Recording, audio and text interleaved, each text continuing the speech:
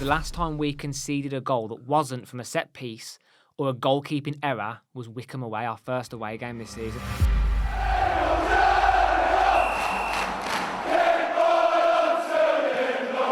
So welcome back to BCFC Royal Blue, and this weekend Birmingham City continued their EFL League One campaign with a tough away trip to Mansfield Town. Mansfield themselves came into the game full of confidence and flying in fourth place in the table, and in this video myself and Matt are going to have a chat about the game, give our overall opinions on the various performances and what we thought about the results. So, Matt, we were there at Mansfield Town, a really, for me, interesting experience. So what's your thoughts on the game? I thought the game from a Blues perspective was quite frustrating. I thought we looked like one team in the first half and a different team in the second. I thought the first half, similar to the Bolton game, I thought we were outstanding again. I thought we controlled the game.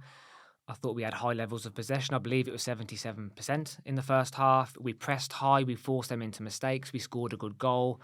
And it was very much one way in the first half. And we spoke about this in the Bolton game, Dad. We spoke about it on a couple of podcasts now. We need that killer instinct. Yeah. We need to finish teams off. We need to finish games off. And that was my only criticism from the first half, was that we didn't get a couple of more goals, to be honest. And then second half, Nigel Clough, we said in the pre-match video, Dad, a great manager. He makes 3 changes and it kind of changes the game, doesn't it? I mean, we did have a couple of chances in the second half, and we'll come back to that sitter from Dykes, which is causing some controversy on social media. But after the free kick that Mansfield scored in the 62nd minute, they had a couple of chances. They came out fighting.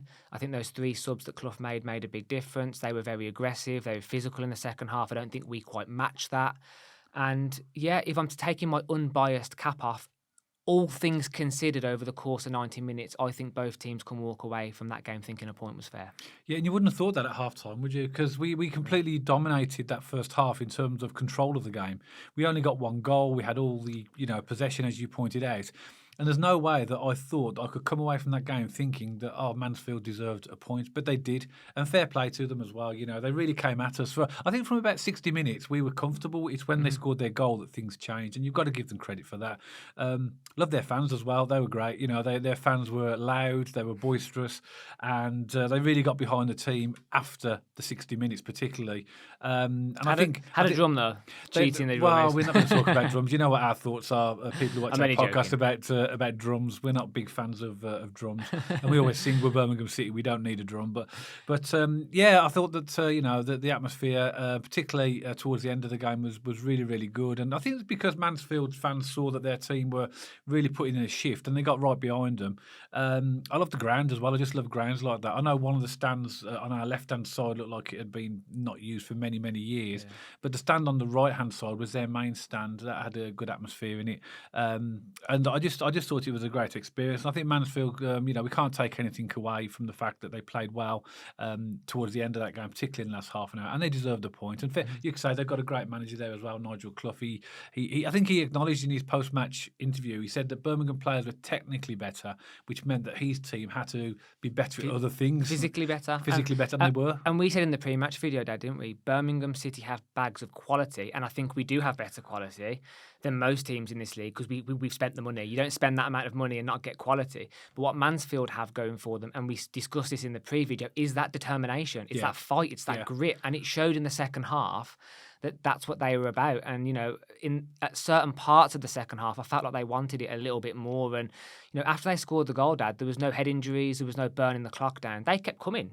because I felt like they thought that they could get another goal maybe. So, that just showed the difference in what previously we've been playing head injuries, going down, burning the clock down. That weren't there this weekend. So it was a good game. I mean, from an entertainment point of view, it was actually a decent game of football to watch. As I said, we'll get more specifically into a breakdown of the game now, Dad. But first half, let's swing back into that. Well, just before you do that, just one final point that you made, I want to emphasise on, which is really, really important as well. The problem is we sort of self-made this situation ourselves because we played some fantastic football again in the first half, created chances, we just couldn't score a second. And if we leave the door open for any team, 1-0 or winning by 1 goal is always a precarious position. That's what happened. And I did say to you at half time, didn't I? We need another goal here. I said that, but I'm sure every other Blues fan who was there and everybody Blues fan was watching would have said that.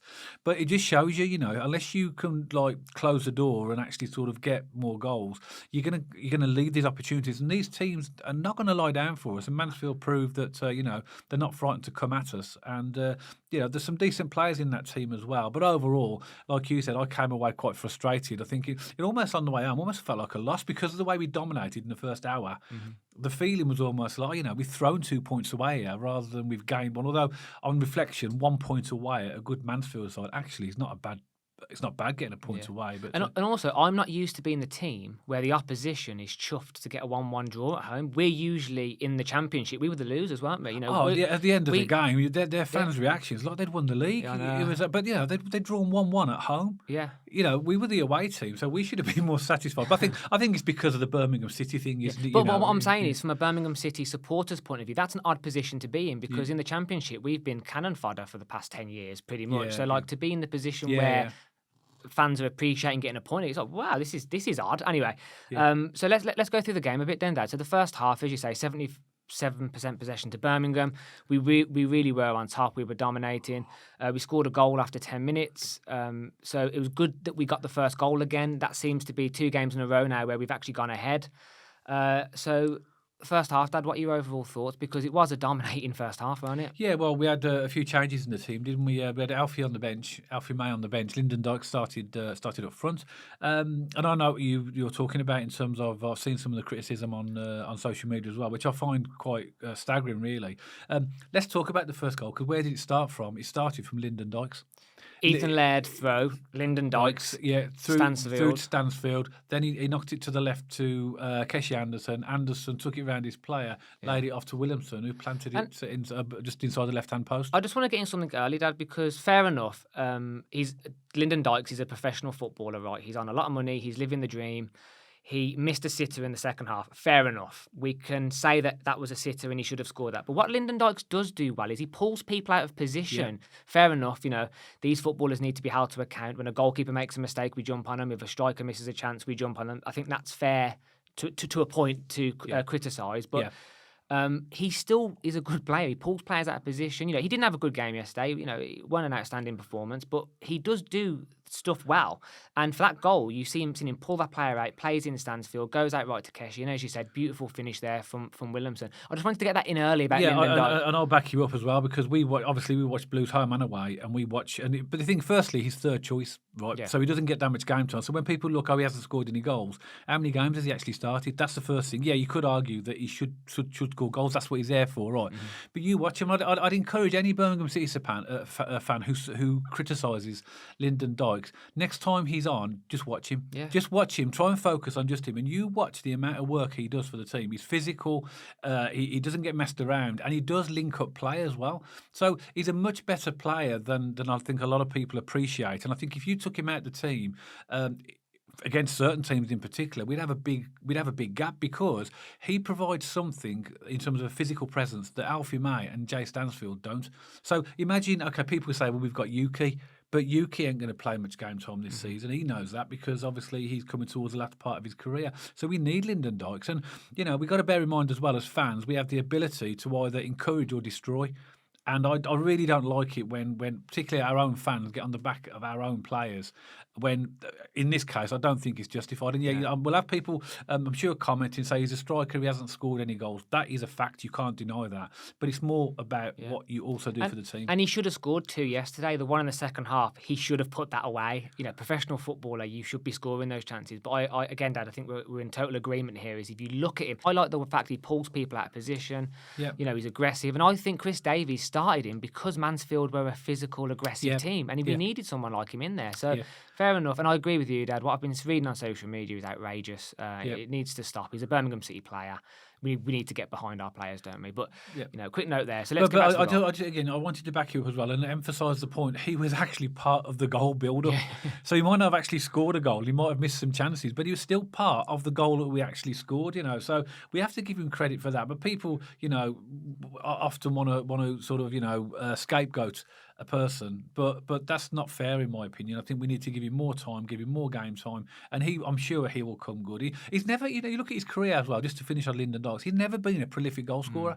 Never, he's never. But he's a Scottish international, and he does contribute a lot more than scoring goals. Anyway, we'll leave the Lyndon Dykes things there for now, and let people make their own minds. But if he's got a blue shirt on, I'm backing him. I'm really going. So we got that goal in 10 minutes, didn't we? Yeah. And then we had another chance as well where Williamson, fairly quickly after that, he had in fact their goalkeeper knocked it to their right back, and it was too long. And Keshi Anderson intercepted, passed it straight into Williamson. I think he get tied in his legs. I think he tried to take it around the goalkeeper, and their goalkeeper is a decent goalkeeper, by the way, Pim. He managed to smother the ball and retrieve himself as well. But that's another good opportunity as well. That should have been 2-0. Yeah, I thought Williamson should have done a little bit better there. I mean, I'm not knocking that because Williamson had a really good game again. In fact, he was arguably my man of the match, Williamson. Paik had a really good game as well.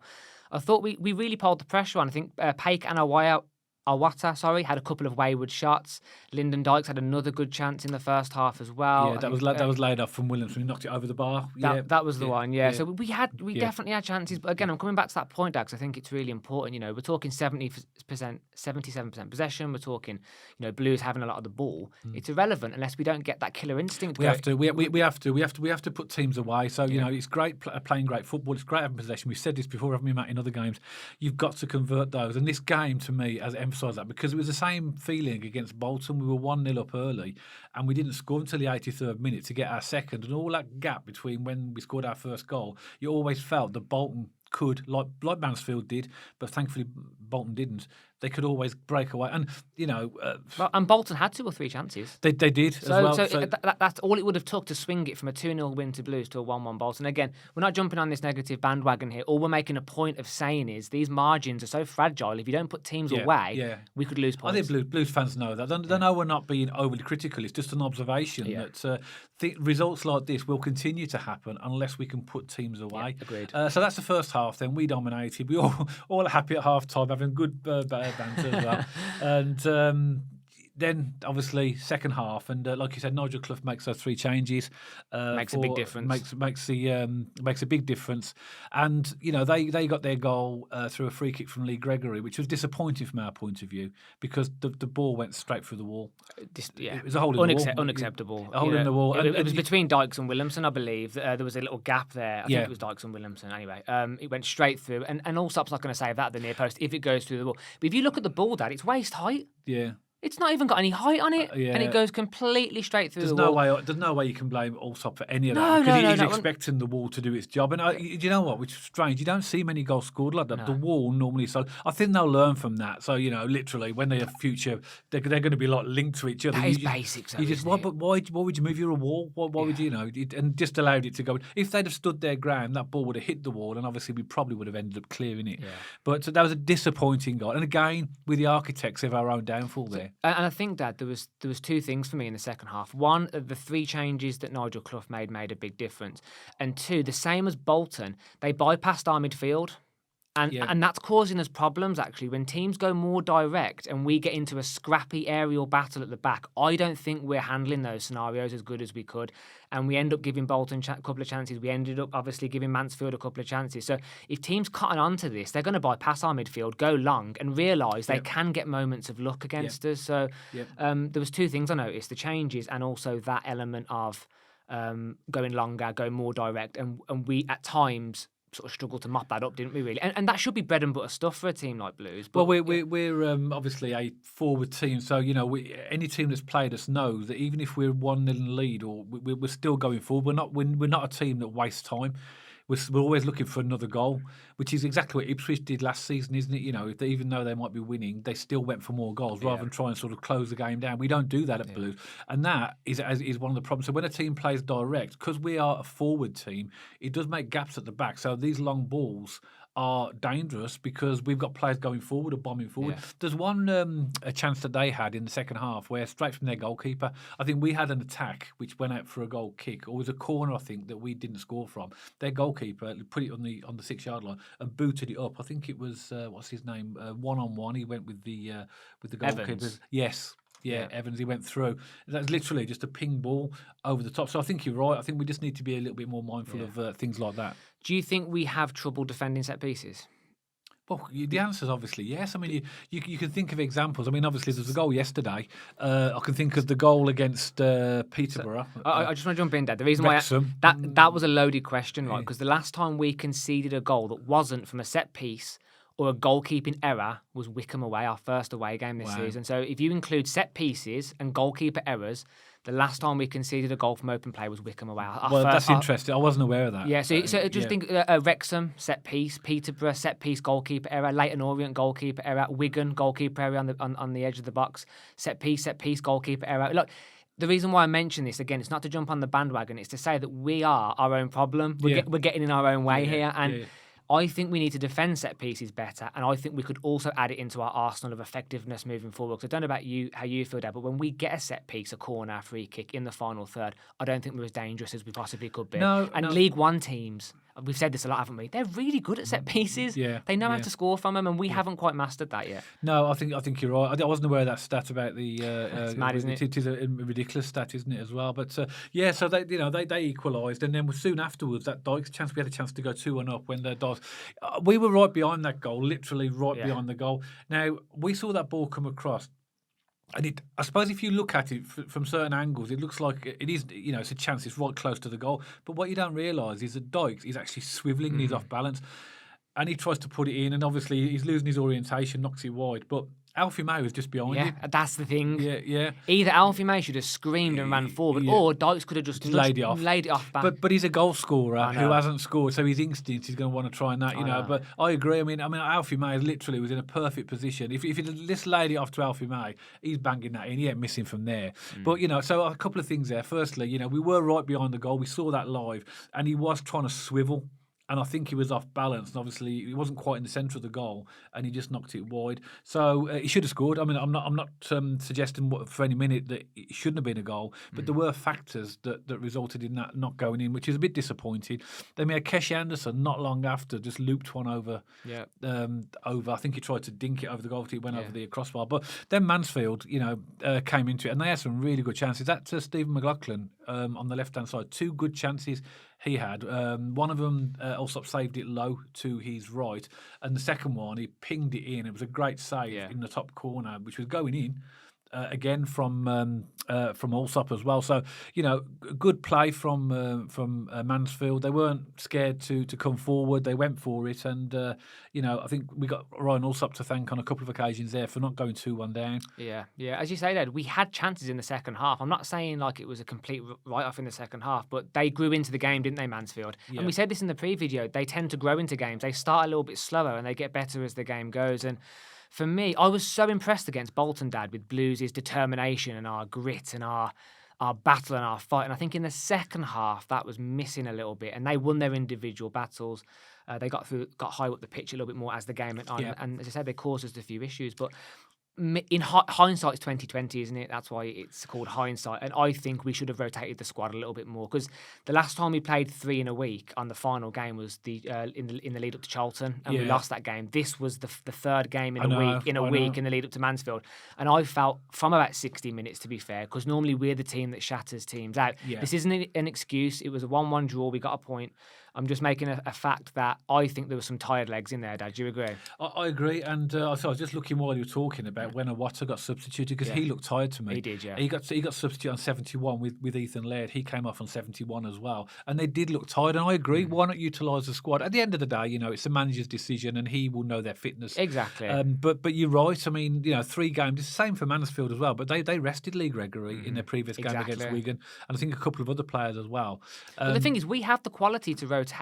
And I saw on social media yesterday, Dad, and I kind of agree, with this being Chris Davis's first managerial job, I think he's going to learn from this as he moves forward to maybe do some more rotation. I think so as well. And I think, you also got to bear in mind as well, Mansfield are a team that were 4th in the table when they came to when we went there. They're a team that had promotion last season, so they've got momentum of the confidence. They're a team, like you mentioned in the pre-video, that they're together, they know each other. So it was always going to be a tough fixture. This was always going to be a tough fixture. It's just disappointing that we did so well in the first half and just didn't put them away. Killer instinct's the key thing that comes to mind, Dad. It is, but we said that as well. Even though we've been on the right side of results against Bolton in particular, that could have easily gone the other way because we didn't score that second goal too late. But overall, my overall sort of views of the game: 77 possession in the first half, 72% overall. So that shows you that we are still or can control games possession wise, but we've got to make sure that we score more goals. And it just shows you what can happen in this league. So a lot of people think that we're just going to roll this league over without any problem. Teams will come at us and they will have a go because they've got nothing to lose. And I know in our pre-match we had some comments from Mansfield fans. I'll wait till you come to the One Call Stadium. We're going to do this and we're going to do that. But every single team's fans say that. Because they want to have a go at us because of who we are. And we're a championship team last season. We spent a lot of money in the summer, so. Every team says the same thing, but every team raises their game against us. Every single team. So we just need to be mindful. We need to put teams away, and we need to ensure that we score more goals. And also, Dad, my final point for me before we wrap it up is, we've had a couple of comments recently about, Blues being the Man City of League One, and guys, you're giving teams too much respect and all this. We're Birmingham City, and I think the majority of Blues fans are pretty humble and they realise where we are. We've had 10 years of dross and all this sort of stuff. And everyone's entitled to their opinion. We welcome every comment, we respond to every comment. Absolutely. This is exactly why we respect our opponents. Teams like Mansfield, teams like Charlton on their day will turn you over. Well, it's not turn you over, but they're good enough to get a point. They're good enough to beat you. So this is why we approach these games with caution. You had a very valid point, Dad. A lot of teams do raise their game against Birmingham. They've got nothing to lose. We saw the celebrations at full time, a home draw against Blues. That's the impact that we have at this level. So just a note, I guess, really, is that we are not entitled to any 3 points. We need to battle for everything. We need to earn everything. And I'm going to stay on the side of humble and humility, and every opponent we face, I'm going to respect. So. And I think that's exactly the approach we should have. The minute we become complacent and think that we are bigger than this league, because we're not. We're in this league for a reason. We deserve to be in League One because we got relegated from the Championship. Exactly. The minute we start being complacent and thinking we can just roll over teams, that's the point where we will start losing games and dropping points. I think that's maybe more from a fan perspective because I can't see Chris Davies having the players with that attitude. He knows, and he'll know what we need to do to win games, and he'll learn. Like you said, he's learning on the job. It's his first managerial role. You could tell in his press conference. You could tell he was gutted. Yeah. You could tell. You could just tell, couldn't you? Did you hear what Chris Davies said about the Mansfield fans as the Blues team are walking off? Were saying what a waste of money, and Chris Davies said, well, at least we're a team that people care about. I'd rather be a team that people care about than no one. No one knows we exist. So there was a little bit of bite and a little bit of a bite back there, but I quite enjoyed that from the manager, because the pressure's on his shoulders. He's spent a lot of money. He's got a good team. I know he feels it, and I know, let's not blow this out of proportion. It was an away point. Exactly. It's brilliant. It's brilliant because it adds a point to the tally. And actually, we did a video a few weeks ago about our next 5 fixtures. They started off with Lincoln away, Bolton at home, and then Mansfield's the third of those 5. To think you get 7 points out of away to Lincoln, home to Bolton, and away to that, I'd take that. Same. I'd take that, and I think that, we've got games coming up now against tricky teams that are sort of towards the middle and bottom of the table. We need to be equal on our game against them because they're the games as well that if you're not focused, you are going to lose points. But overall, we've had, Mansfield are only the third team this season in 12 games to take points off us. Yeah. It's staggering. Yeah, absolutely staggering. We're still top of the league. We've won 9 out of our 12 games. We've drawn 2 and only lost 1. Yeah. That is a fantastic start to the season. We just need to take this point now and move on. Absolutely. Obviously, we've got a couple of cup games coming up. We've got the EFL Trophy on Tuesday at home to Fulham under-21s, and then we are away to Sutton United in the FA Cup. Yeah. Chance to rest some legs as well. Yeah. Our next game is not till a week on Saturday, and that's at home to Northampton. That's the one. So, hopefully Chris Davis will get them all ready and fired up and be ready for that one as well. But love to know what you think, Birmingham City supporters and Mansfield as well. We had some great comments in our pre-video from Mansfield fans as well. I'm sure you guys are chuffed to bits with the draw. Like you say, we're not trying to take anything away from that. You deserve the draw for the performance, particularly after you scored your goal. So, very competitive game, a very end-to-end game. And I think it was, if you were a neutral supporter, which we're not, I think you'd have enjoyed that game. There's lots of good chances at both ends. But, leave a comment below. Let us know what your thoughts are. And if you did like this podcast, as always, don't forget to give us a thumbs up. And if you haven't checked us out on our social media channels already, make sure you you pop along to our X page and our Instagram page. And if you like listening to your podcast now on Spotify, we're also on there as well. So you see the handles appearing on the screen for all of these right now. And if you haven't subscribed to the channel already, make sure you hit that big red subscribe button. And also as well, the bell icon next to it, if you want to get notification when we put a video out, do that as well if you'd like these types of notifications. And as always, myself and Matt will see you on the next video.